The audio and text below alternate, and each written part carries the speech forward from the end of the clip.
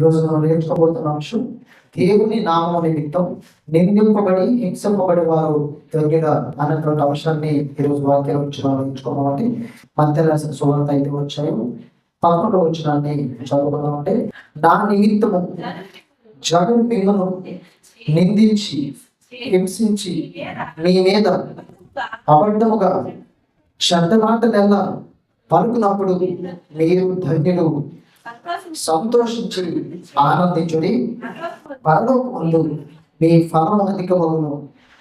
ఎలాగను వారు మీకు పూర్వమందుండిన ప్రవర్తనను హింసించరు. నా నిమిత్తము అన్నట్టు అనగా ప్రభువు నిమిత్తం, దేవుని నామము నిమిత్తం, ప్రభువు నామం నిమిత్తం, క్రీస్తు నిమిత్తం జనులు అనగా అన్యజనులు కానివ్వండి, నీ కుటుంబీకులు కానివ్వండి, రక్షణ లేనటువంటి వారు, మరి వీళ్ళందరూ కూడా మిమ్మల్ని నిందించినప్పుడు, హింసించినప్పుడు, మీ మీద అబద్ధంగా చెడ్డ మాటలు అల్లా పలికినప్పుడు మీరు ధన్యులు అన్నాడు. మారు మనసు పొంది బాప్తిసం తీసుకున్నటువంటి నీవు, విశ్వాస జీవితంలో ఎదుగుతున్నటువంటి నీకు, సంఘంలో మరి సభ్యునిగా దేవుని రాజ్యంలో ప్రవేశించినటువంటి నీకు, నా నిమిత్తము జనులు మిమ్మల్ని నిందించి హింసించి మీ మీద అబద్ధముగా చెడ్డ మాటలు ఎలా పలుకున్నప్పుడు మీరు ధన్యులు అని చెప్పినట్టు.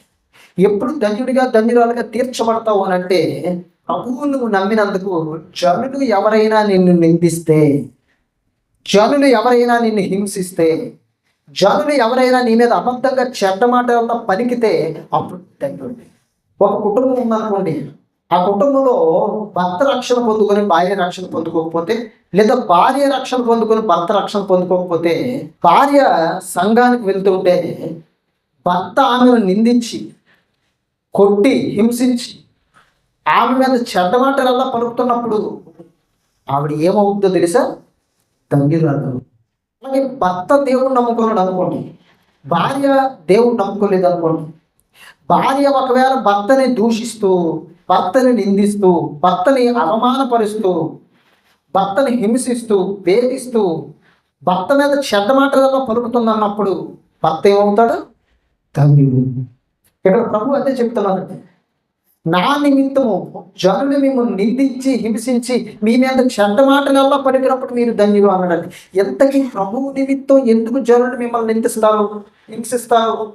ప్రభు నిమిత్తం జనులు ఎందుకు మీ మీద అబద్ధంగా చెడ్డ మాటలల్లా పలుకుతారంటే, నువ్వు సినిమాకి వెళ్తే ఎవరు నేను నిందించరు, దూషించరు, అవమానపరచరు, చెడ్డ మాటలు నీ మీద పలకరు. నువ్వు బేకాట ఆడుతుంటే నిన్నెవరు చెడ్డగా అనుకోరు, దూషించరు, వెనకంతలు అనుకున్నా కానీ నీ ఎదుటి వచ్చి అనరు. ఏమండి? నిన్ను దూషించరు, అవమానపరచరు. లేకపోతే నువ్వు పాపపు క్రియలు చేస్తుంటే నిన్నెవరు పట్టించుకోరు.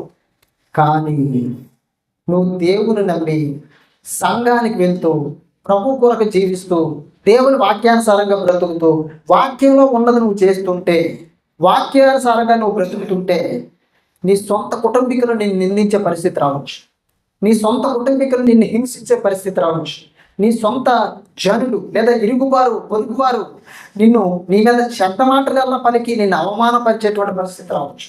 చర్చికి వెళ్తున్నందుకు కొట్టబడుతూ, చర్చికి వెళ్తున్నందుకు హింసింపబడుతూ, చర్చికి వెళ్తున్నందుకు, సంఘానికి వెళ్తున్నందుకు, ప్రభువుని నమ్మినందుకు వేధించబడుతూ, దూషించబడుతూ, చెడ్డ మాటలల్లా వారు భరిస్తూ ఈరోజు అనేక మంది, వేల మంది, కొన్ని వందల మంది ప్రజలు ప్రభువును ఆశ్రయించే వారిగా ఉన్నారు. ఏ విధంగా నీ మీద చెడ్డ మాటలల్లా పలుకుతారంటే, నువ్వు కూడా అందులో చేరిపోయేవా, నువ్వు కూడా అందులో కలిసిపోయేవా, నువ్వు కూడా వెళ్ళిపోతున్నావా, నువ్వు కూడా నమ్మేసుకున్నావా అని అడుగుతారండి. అదే ఆ వ్యక్తి పాపంలో జీవిస్తున్నప్పుడు, త్రాగుల్లో జీవిస్తున్నప్పుడు, జోతంలో జీవిస్తున్నప్పుడు, లోకపు ఆశల్లో, లోకపు క్రియల్లో జీవిస్తున్నప్పుడు ఒక్కడ పట్టించుకోడు. ఆ వ్యక్తి పాడైపోతున్నప్పుడు ఒక్కడ అడగడు. అదే నువ్వు దేవుడి దగ్గరికి వస్తే 100 మంది అడుగుతారు. అదే ప్రభువు దగ్గరికి వస్తే, సంఘానికి వస్తే 100 మంది నీ మీద ఫోకస్ పెడతారు. ప్రభువు నిమిత్తంగానే నువ్వు నిందించబడితే, ప్రభువు నిమిత్తం నువ్వు హింసించబడితే, ప్రభువు నిమిత్తం చెడ్డ మాటలు ఎవరైనా నీ మీద పలికితే నువ్వేం చేయాలో తెలుసా? సంతోషించి ఆనందించుడి, పరలోకమందు మీ ఫలం అధికమగును. జనులు నిన్ను నిందించినప్పుడు, హింసించినప్పుడు, చెడ్డ మాటలల్లా పలికినప్పుడు ప్రభు ఏం చేయమన్నాడో తెలుసా? దుఃఖపడి ఇంట్లో కూర్చోమని చెప్పలే. ఏడవమని చెప్పలేదు, నువ్వు డిస్కరేజ్ అయిపోమని చెప్పలేదు, డిసప్పాయింట్ అయిపోమని చెప్పలేదు. కానీ ఏం చేయమని చెప్తున్నాడంటే సంతోషించమని చెప్తున్నాడు, ఆనందించమని చెప్తున్నాడు. ఎందుకు సంతోషం? ఒక వ్యక్తిని నేను నిందించినప్పుడు ఎందుకు సంతోషం? ఎందుకు సంతోషపడాలి? ఒక వ్యక్తి నిన్ను హింసించినప్పుడు, పుట్టినప్పుడు ఎందుకు ఆనందపడాలి? ఒక వ్యక్తి నీ మీద చెడ్డ మాటలల్లా పలుకుతున్నప్పుడు ఎందుకు నువ్వు మరి నీ మనసులో హర్షించాలి అంటే ఇక్కడ ప్రభువు చెప్తున్నాడు సంతోషించి ఆనందించుడు. ఎందుకో తెలుసా? పరలోకమందు మీ ఫలము అధికము. అంటే నిన్ను దూషించగా నీకు ఒకటి అర్థమైపోవాలి, పరలోకంలో నా ఫలం అధికమవుతుంది, పరలోకంలో నా ఫలం గొప్పదవుతుంది, పరలోకంలో నా ఫలం పెద్దదవుతుంది. ప్రభువు తను వెతుకు వారు అందరికీ నిశ్చయంగా ఫలము దయచేవాడు. ఎదుటి వ్యక్తి క్రీస్తు నిమిత్తం నిన్ను నిందిస్తున్నప్పుడు, దూషిస్తున్నప్పుడు, నిన్ను హింసిస్తున్నప్పుడు, నీ మీద అబద్ధంగా చెడ్డ మాటలల్లా పలుకుతున్నప్పుడు నువ్వు మనసులో సంతోషించాలి. పోనీ ఆ వ్యక్తి దూషించబట్టే పరలోకంలో నా ఫలం అధికమవుతుంది, ఆ వ్యక్తి నన్ను హింసించబట్టే పరలోకంలో నా ఫలము అధికమవుతుంది, ఆ వ్యక్తి నన్ను కొట్టబట్టే లేదా చెడ్డ మాటలల్లా నా మీద పలకబట్టే పరలోకంలో నా ఫలము అధికమవుతుందని సంతోషించాలి. ఒక క్రైస్తవుడిగా నీకు దేవుని వాక్యం అనే ఆ జ్ఞానంలో నువ్వు ఎదగాలి. అంతే తప్ప ఎవరో ఒక వ్యక్తి ప్రభువును నువ్వు నమ్మినందుకు నిన్ను దూషించాడనో, లేదా నిన్ను హింసించాడనో, నీ మీద అబద్ధంగా చెడ్డ మాటలలో పలికాడనో నువ్వు డిసప్పాయింట్ అయిపోతే పరలోకంలో నీ ఫలం అధికమవు. ఆ క్షణంలో నువ్వు వాక్యాన్ని జ్ఞాపకం చేసుకోవాలి, ఆ క్షణంలో ప్రభువుని జ్ఞాపకం చేసుకోవాలి, ఆ సమయంలో ఆయన ఇచ్చినటువంటి మాటని జ్ఞాపకం చేసుకోవాలి. ఇదిగో పరలోకంలో నా ఫలం అధికమవుతుంది. నా నిమిత్తము జనులు మిమ్మల్ని నిందించి హింసించి మీ మీద అబద్ధంగా చెడ్డ మాటలల్లా పలికినప్పుడు మీరు ధన్యులు. ఇలాగ ఎవరైనా సంతోషించగలిగారు? పరలోకం కోసం అర్థమయ్యేవారు ఎవరైనా ఉన్నారు? చూద్దాం ఒకసారి. యోబు గ్రంథం 2వ అధ్యాయం 6వ వచనం. అందుకు యెహోవా అతడు నీ వశంలో ఉన్నాడు, అతని ప్రాణమును మాత్రము నీవు ముట్టవద్దని సెలవించను. కాబట్టి అపవాది యెహోవా సన్నిధి నుండి బయట వెళ్ళి అరికాలు మొదలుకొని నడినెత్తి వరకు బాధగల పిలుపులతో యోబును ముత్తెను. యోబు అనబడినటువంటి ఒక భక్తిపరుడు ఉన్నాడు, ఒక యథార్థవంతుడు ఉన్నాడు. అతను మాత్రమే కాదు, అతని కుటుంబాన్ని పిల్లలు కూడా దేవుని సన్నిధిలో పెంచుతున్నటువంటి ఒక వ్యక్తి. అలాంటి వ్యక్తి జీవితంలో ఒకానొక దినాన్ని ఒక శోధన వచ్చింది, చాలా గొప్ప శోధన వచ్చింది, చాలా భయంకరమైనటువంటి శోధన వచ్చింది. యోబు ఆస్తి కోల్పోయాడు, గొర్రెలు ఒంటెలు అన్నిటినీ కోల్పోయాడు, పనివారిని కోల్పోయాడు. పైగా తన పిల్లలందరూ కూడా ఏమైపోయారు? చనిపోయారు. పిల్లలందరూ కూడా చనిపోయారు, ఒక్కరు లేరు. ఆస్తి పోయి పిల్లలు చచ్చిపోయారు. తర్వాత తనకున్నటువంటి పంటలు పోయాయి, తనకున్నటువంటి గొర్రెలు ఒంటెలు గొడ్లు ఏవైతే పశువులు ఉన్నాయో ఎద్దులు అన్నీ పోయాయి. అలాంటి పరిస్థితుల్లో సాతాను మరలా దేవుడి దగ్గరికి వెళ్ళాడు. ఇదిగో నీ భక్తుడైనటువంటి యోగుని చూడని అడిగాడు. అతను దేవుడు ప్రభువు చెప్తున్నాడు 6వ వచనంలో, దేవుడు అందుకు యెహోవా అతన్ని వశమున ఉన్నాడు, అతని ప్రాణమును నీవు ముట్టవద్దని సెలవిచ్చాడు. ప్రాణం ఇంకా నాకు అవకాశం ఒకటి, నేను దూషించేటట్లు చేస్తాను అన్నాడు. అప్పుడు ఇదిగో ఈ వశంలో ఉన్నాడు కదా యోబు, కానీ అతనికి ఎలాంటి శోధన అయితే కలుగు చేయి, కానీ అతని ప్రాణాన్ని నువ్వేం చేయకూడదు? ముట్టుకోవడం. అతని ప్రాణానికి హాని చేయకూడదని దేవుడు ఖండితంగా ఆజ్ఞాపించి పంపించదండి. అప్పుడు యెహోవా సన్నిధి నుండి అపవాదం బయలుదేరి యోబు దగ్గరికి వచ్చి అరికాలు మొదలుకొని నడినెత్తి వరకు బాధాకరమైనటువంటి కురుపులు యోబు శరీరం అంతా కూడా కలిగించాడు. యోబుకి అన్నీ కోల్పోయాడు, చివరికి తన ఆరోగ్యం కూడా కోల్పోయాడు. బాధాకరమైనటువంటి కురుపులు వచ్చేసే శరీరం అంతా కూడా, అరికాలు మొదలుకొని నడినెత్తి వరకు కురుపులు వచ్చేసాయి.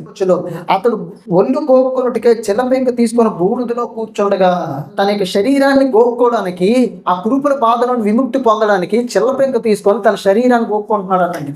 బూడిదలో కూర్చున్నాడు. సింహాసనం మీద కూర్చోవలసిన వాడు, గొప్ప ఇంట్లో ఉండవలసినటువంటి వాడు, అన్ని భాగ్యాలు అనుభవించవలసినటువంటి వాడు బూడిదలో కూర్చొని ఆ శరీరంలో ఉన్నటువంటి ఆ బాధని మరి ఏం చేస్తాడంటే తన యొక్క చెల్లపెంకు తీసుకొని ఆ శరీరాన్ని గోక్కుంటున్నాడు.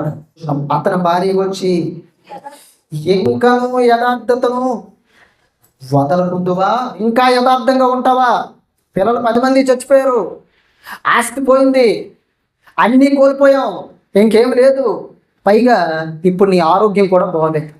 దేవుని నమ్ముకొని నీకు ఉపయోగం ఏంటి? దేవుని నమ్ముకొని నీకు లాభం ఏంటి? దేవుని నమ్ముకొని నీకు ఏం ప్రయోజనం ఉంది? దేవుని నమ్ముకొని ఇంకా యథార్థంగా భక్తిగా ఉంటావా? ఇంకా దేవుడు అనుకొని ఉంటావా? ఎంత జరిగింది చాలదా? కోల్పోయావు, ఇంక చాలదా? ఇంకా ఆ దేవుడిని నమ్ముతావా? ఇంకా ఆ దేవుడికే ప్రార్థన చేస్తావా? ఇంకా ఆ దేవుడి చుట్టూ తిరుగుతావా నువ్వు? ఇంకా భక్తి భక్తి అనుకోని ఇంకా ఆ దేవుడి చుట్టూ తిరుగుతావా? ఇంకా యథార్థత ఉంటుందా? దేవుడు అంటే మేలు చేయాలి కానీ ఏంటిది ఎంత కీడ? దేవుడు అంటే సహాయం చేయాలి కానీ ఎంత నష్టమా? దేవుడు అంటే మనకు ఉపకారం చేయాలి కానీ ఎంత ఇబ్బందా అని తన భార్య అడిగిందండి.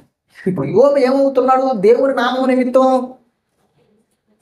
అప్పుడు యోబు ఏం వదులుకోలేదు. యథార్థతను వదలవా అంటే దాని అర్థం ఏంటో తెలుసా? ఇంకా ఇంకా దేవుని ప్రార్థిస్తున్నాను, ఇంకా దేవుని మీద ఆధారపడి జీవిస్తున్నాను. అందుకే తన భార్య అంటుంది, ఇంకా యథార్థతను వదలవా అని అడుగుతుంది.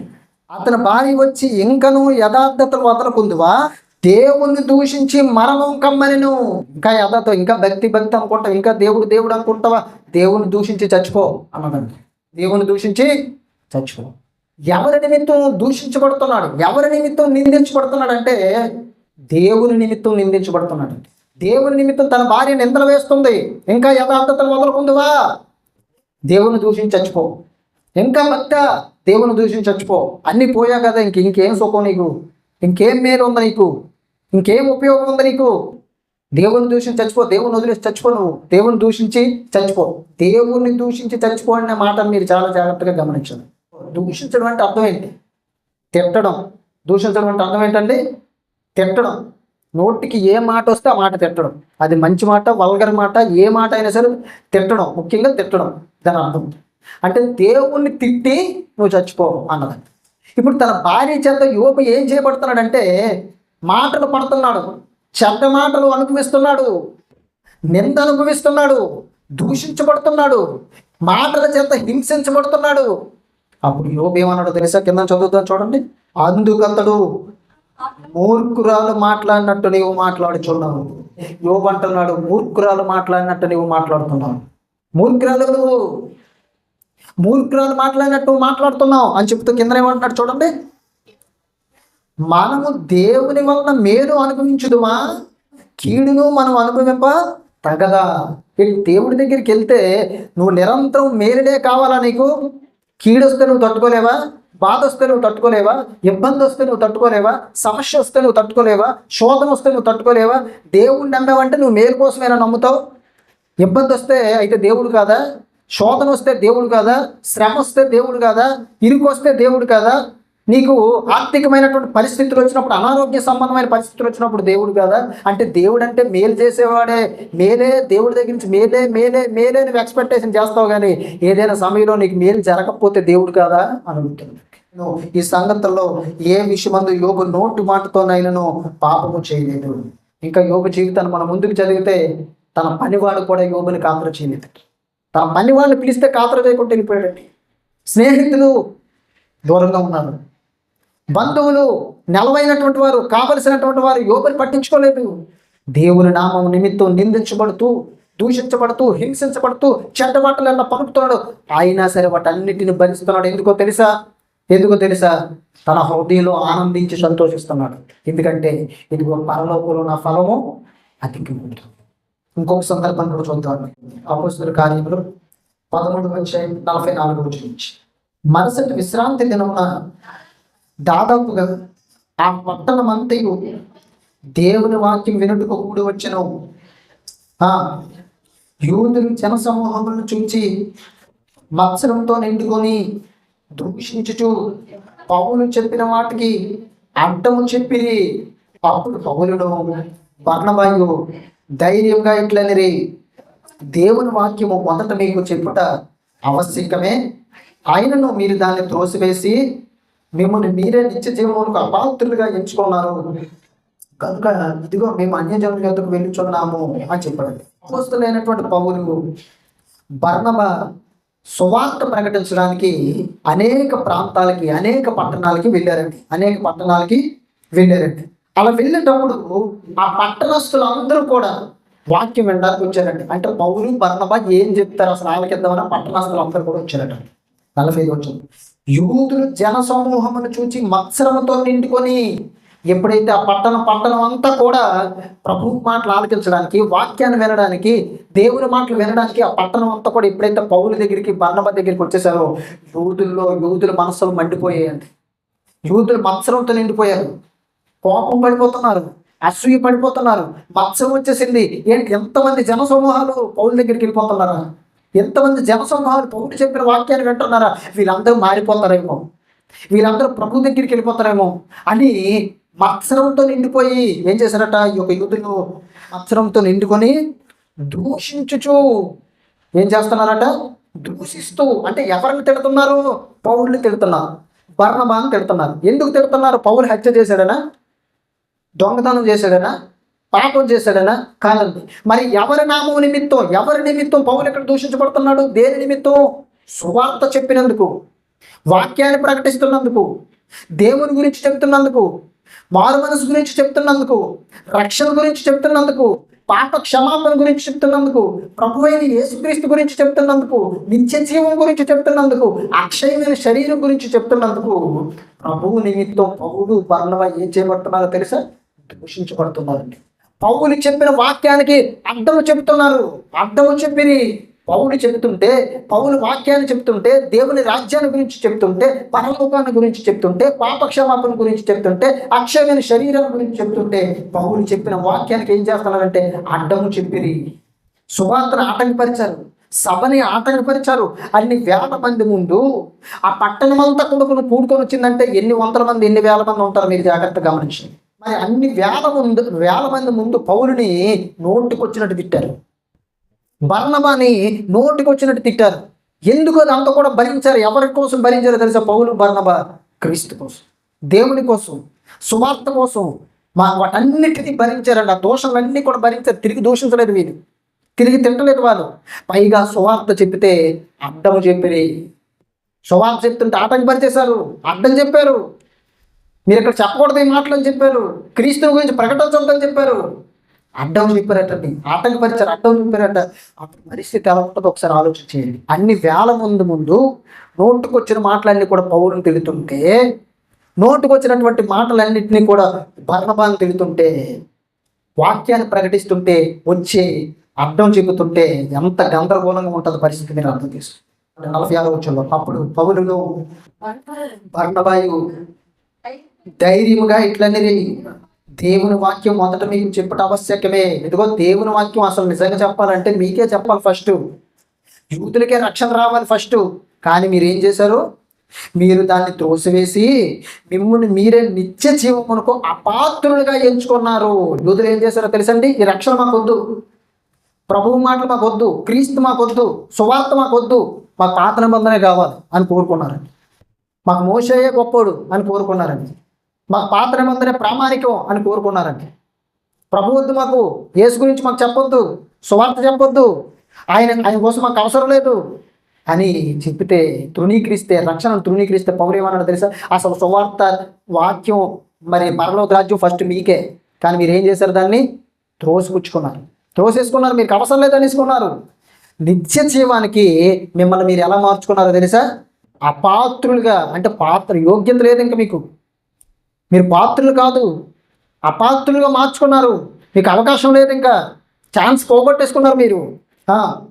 ఇదిగో కనుక మేము అన్యజనుల యొద్దకు వెళ్ళుచున్నాము. ఇది అన్యజనులకు ఎందుకు మేము సువార్త ప్రకటిస్తున్నామో తెలుసా? మీరు కాదనుకున్నారు కాబట్టి, మీరు వద్దనుకున్నారు కాబట్టి, మీరు త్రోసిపుచ్చారు కాబట్టి, సువార్త మీకు అక్కర్లేదు అనుకున్నారు కాబట్టి అన్యజనులకు సువార్త చెప్తుంటే ఈరోజు మిమ్మల్ని మీరు దూషిస్తున్నారు, మమ్మల్ని తిడుతున్నారు, మమ్మల్ని చెడ్డ మాటలు పలుకుతున్నారు, అవమానపరుస్తున్నారు. కానీ పౌలు కానీ బర్నబా కానీ తిరిగి అవమానపరిచారు వాళ్ళని, తిరిగి దూషించారు వాళ్ళని. ఆ క్షణంలో వారు ఏం చేశారో తెలుసా? ఆనందపడ్డానండి, సంతోషించారు. ఎందుకని తెలుసా? ప్రభు చెప్పిన మాటలు వారి మనసు జ్ఞాపకం ఉన్నాయి. పరలోకమందు ఏమి ఎక్కువ అవుతుందో తెలుసా? వారి ఫలం అధికమవుద్ది. నా నిమిత్తం జనుడు మిమ్మల్ని నిందించి హింసించి మీ మీద చెడ్డ మాటలు పలికినప్పుడు మీరు ధన్యులు అన్నారండి. పౌలు నిందించారు, చెడ్డ మాటలు పలికారు, దూషించారు. కానీ పౌలు వాటన్నిటినీ సంతోషంతో తీసుకున్నాడు. ఇంకొక సందర్భాన్ని కూడా చూద్దాం. అపోస్తలుల కార్యాలు 14:3 ఈకొనియలో జరిగినదేమనగా, వారు కూడి యూదుల సమాజ మందిరంలో ప్రవేశించి తేటగా బోధించినందున అనేకులు యూదులు గ్రీసు దేశస్తులు విశ్వసించిరి. ఈకొనియ అనబడినటువంటి ఒక పట్టణం ఉంటుంది. అక్కడ జరిగింది ఏంటంటే, వారు కూడి యూదుల సమాజ మందిరంలో ప్రవేశించారు. యూదులు వారికి సమాజ మందిరాలు ఉండేవి. మనకి ఇప్పుడు చర్చిలేలాగా వాళ్ళకి సమాజ మందిరాలు ఉండేవి. ఆ సమాజ మందిరంలో ప్రవేశించి తేటగా బోధించినందున అనే మాట ఉంది చూడండి. తేటగా బోధించినందున అంటే దేవుని వాక్యాన్ని ఉన్నది ఉన్నట్లు చెప్పారండి. అందరూ ఏం కలపలేదు, ఏం తీసిలేదు, ఉన్నది ఉన్నట్లు తేటగా స్వచ్ఛంగా. ప్రభు అంటే ఏంటి, నిత్యజీవం అంటే ఏంటి, పాపక్షమాపణ అంటే ఏంటి, అక్షయమైన శరీరం అంటే ఏంటి, పరలోకం అంటే ఏంటి, నమ్మితే ఏం జరుగుద్ది అన్న విషయాన్ని తేటగా ఉన్నది ఉన్నట్లు చెప్పారండి. ఆ మాటలు విని ఏం చేశారట, అనేకులు యూదులను గ్రీసు దేశస్తులను విశ్వసించిరి. అంటే అన్యజనులు విశ్వసించారు, యూదులు కూడా విశ్వసించారండి. అప్పుడు ఏం జరిగింది చూద్దాం. 2వ వచనం. అయితే అవిధేయులైన యూదులు అన్యజనులను పురికొల్పి వారి మనస్సులో సహోదరుల మీద పగ పుట్టించిరి. ఇంతకుముందు ఏం చేశారు, భేదం కలిగించి ఏం చేశారు, వీళ్ళని దూషించారు, అర్థం చెప్పారు, దూషించి అర్థం చెప్పారు. ఇప్పుడు కూడా ఈకోని అనబడినటువంటి పట్టణంలో కూడా ఏం జరుగుతుందంటే, ఈ సువార్త వీళ్ళు చెప్తున్నప్పుడు పౌలు బర్నబా ఏం చేశారని అంటే, అవిధేయులైనటువంటి కొంతమంది యూదులు ఏం చేశారో తెలుసా, అన్యజనులు పురుకొలిపి అంటే అన్యజనుల్ని రేకెత్తించి పౌలు మీద బర్నబా మీద పగ పుట్టించారండి మనసుని. ఆ పట్టణం జనసమూహంలో భేదములు పుట్టగా కొందరు యూదుల పక్షముగాను కొందరు అపోస్తుల పక్షంగాను ఉండిరి. 5వ వచనం. మరియు అన్యజనులు యూదులను తమ అధికారులతో కలిసి వారి మీద పడి వారిని అవమానపరిచి రాళ్ళు చూపి చంపవాలని ఉండిరి. ఇలా ఏం ప్లాన్ చేసుకుంటున్నారట, ఈ పౌల్ని బర్నబాని రాళ్లతో కొట్టి చంపేద్దాం అని పట్టణపు అధికారులు వెళ్ళి కలిశారటండి. అయ్యా మాకు పర్మిషన్ ఇవ్వండి, పలానా వ్యక్తులు వచ్చి సువార్త ప్రకటిస్తున్నారు ఇదిగో ఈ పట్టణంలో, మాకు నచ్చటం లేదు అది, వాళ్ళు రాళ్లతో కొట్టి చంపేయాలి, వాళ్ళు ఏం చేయాలి, రాళ్లతో కొట్టి చంపేయాలి అని వాళ్ళు ఏం చేశారట, రాళ్లతో కొట్టి చంపాలని అనుకున్నారట. అప్పుడు ఈ పౌలు బర్నబా ఏం చేశారట, వారు ఆ సంగతి తెలుసుకొని లూకోనియోను పట్టణములకు, లుస్త్రకు, దెర్బేకు చుట్టుపక్కల ఉన్న ప్రదేశములకు పారిపోయి అక్కడ సువార్త ప్రకటించుంటారు. అక్కడి నుంచి వెళ్ళిపోయారు. వీళ్ళతో పాటు ఫాలో అయిన కొంతమంది కూడా రకరకాల ప్రాంతాలకు చెదిరిపోయి అక్కడ కూడా సువార్త ప్రకటించినట్టండి. ఇప్పుడు 19వ వచనం చదువుతాం. అంతియోకియ నుండి ఈకొనియ నుండి యూదులు వచ్చి జనసమూహములను తమ పక్షంగా చేసుకొని పౌలు మీద రాళ్ళు రువ్వి అతడు చనిపోయినని అనుకుని పట్టణపు వెలుపునికి అతనిని ఈడ్చిరి. అంతియోకియ అనబడినటువంటి పట్టణంలో నుంచి, ఈకోనియ అనబడినటువంటి పట్టణంలో నుండి యూదులు వచ్చి ఏం చేశారట, జనసమూహాలంతా కూడా తమ పక్షంగా చేసేసుకున్నారు. వాళ్ళు మోసం చేసి మాయ మాటలు చెప్పి వీళ్ళు కొత్త బోధ చేస్తున్నారు, వీళ్ళు కొత్త మాటలు చెప్తున్నారు, అది కరెక్ట్ కాదు అని అందరినీ తమ పక్షంగా చేసేసుకొని ఏం చేశారట, పౌలు మీద రాళ్ళు రువ్వి. ముందు ప్లాన్ చేసుకున్నారు కదా, పౌలు మీద రాళ్ళు రువ్వి అంటే రాళ్ళు, ఎన్ని రాళ్ళు పౌలు శరీరాన్ని తాకాయో మీరు గమనించాలి. హింసించారు పౌల్ని, శారీరకంగా మానసికంగా పౌల్ని హింసించారు. ఎందుకు? సువార్త చెప్పినందుకు, దేవుని వాక్యాన్ని బోధించినందుకు, దేవుని మాటలు చెప్పినందుకు, క్రీస్తును ప్రకటించినందుకు, దేవుని గురించి ప్రకటిస్తున్నందుకు, పరలోక రాజ్యం గురించి ప్రకటిస్తున్నందుకు, దేవుని సువార్త ప్రకటిస్తున్నందుకు ఏం చేశారో తెలుసా, పౌల్ని హింసించారండి. కొట్టారు పౌల్ని, రాళ్ళతో కొట్టారు పౌల్ని. సువార్త చెప్పినందుకు రాళ్ళ దెబ్బలు తిన్నాడండి పౌలు. మనకి ఎవరైనా ఒక చిన్న రాయి ఇసిరారు అనుకోండి, ఏం చేస్తాం మనం, ఇటు నుంచి కర్ర ఇసిరేస్తాం. కానీ పౌలు ఏం చేశారు తెలుసా, రాళ్ళ దెబ్బలు తిన్నాడు, తిరిగి ప్రతిదాడి చేయలేదండి. అంటే కొత్త నిబంధనలో మనం చూస్తే నిజమైన క్రైస్తవులు క్రీస్తుని పోలి జీవించారు. ఎవరైనా నిన్ను చిన్న మాట అంటే నువ్వు తిరిగి 100 మాటలు అంటావు. ఎవరైనా నిన్ను ఒక దెబ్బ కొడితే తిరిగి నాలుగు దెబ్బలు కొడతావు. నీలో క్రైస్తవం ఎక్కడ ఉంది, చచ్చిపోయింది ఉంటుంది. ఇలా ఎప్పుడు జరుగుతుందో తెలుసా, నీలో వాక్యం లేనప్పుడు. నీలో వాక్యం ఉంటే ఎదుటి వ్యక్తి నిన్ను దూషించినా పట్టించుకో, ఎదుటి వ్యక్తి నీ మీద చెడ్డగా మాట్లాడినా పట్టించుకో, ఎదుటి వ్యక్తి నిన్ను అవమానపరిచినా పట్టించుకో, ఎదుటి వ్యక్తిని కీడు చేసినా పట్టించుకో. అవసరమైతే ఆ వ్యక్తికి మేలు చేస్తాం. ఇప్పుడు తెలుసా, వాక్యం నీలో ఉంటే. ఇక్కడ పౌలు ఏం చేశారో తెలుసా, పౌలుని ఈడ్చుకొని వెళ్ళారు, ఎత్తుకొని వెళ్ళలేదు.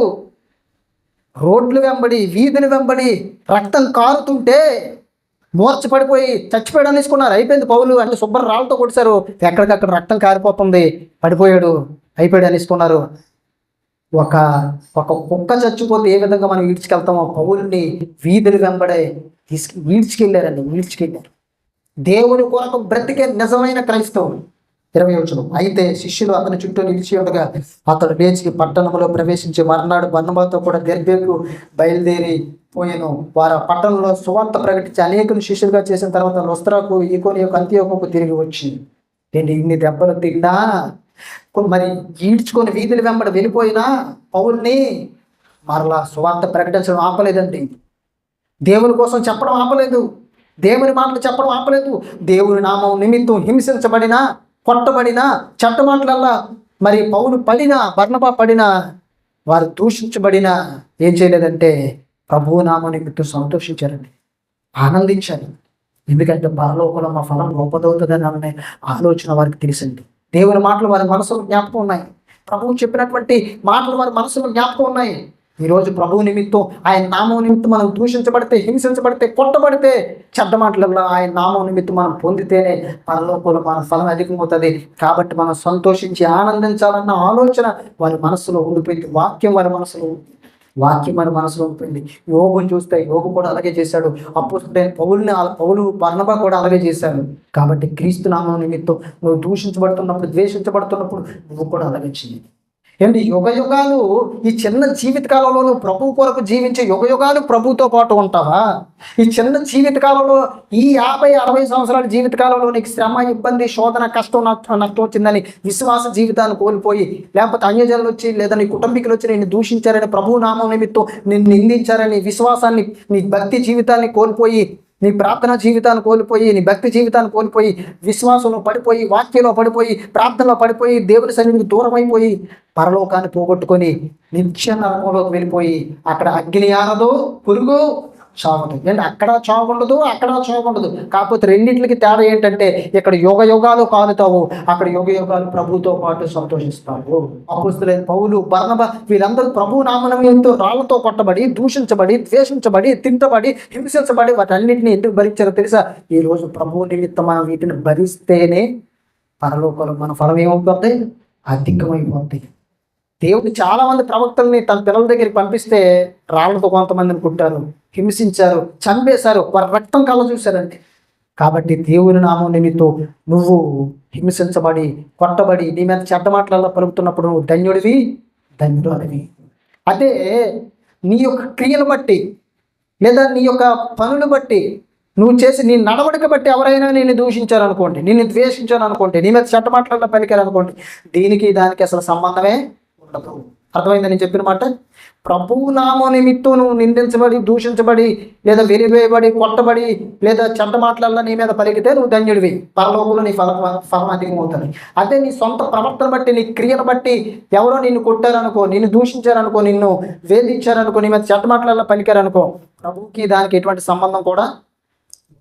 ప్రభు ఒక మాట చెప్పారండి, ఇదిగో నేను దొంగ వలె వచ్చున్నాను, మెలకు కలిగి ఉంటాను ఏంటి. ప్రభు రాకడ ఎప్పుడైనా రావచ్చు. ప్రభు రాకడ సడన్గా వస్తుంది. ఆ సడన్గా వచ్చేటప్పుడు, ఆ సడన్గా రాకకు ముందు కొన్ని కార్యక్రమాలు జరిగిపోతాయని చెప్పిన సూచనలు. ప్రభు రాకడ సడన్గా వస్తుంది. నువ్వు సిద్ధపాటు కలిగి లేకపోతే బుద్ధిహీనులైనటువంటి కన్యకుల వరే మిగిలిపోతావు. బుద్ధిమంతులైనటువంటి కన్యకులు పరలోకానికి వెళ్ళిపోయినట్లుగా నువ్వు సిద్ధపడి మెలకు కలిగి ఉంటావు.